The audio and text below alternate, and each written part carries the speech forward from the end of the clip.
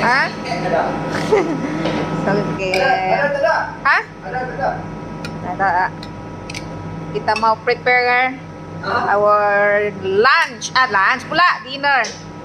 Oh. Diet man ta guys. So, broccoli. Boiled broccoli.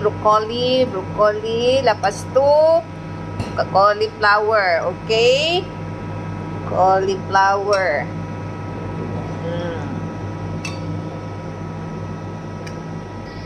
Cauliflower, tapos to carrot. Ayan.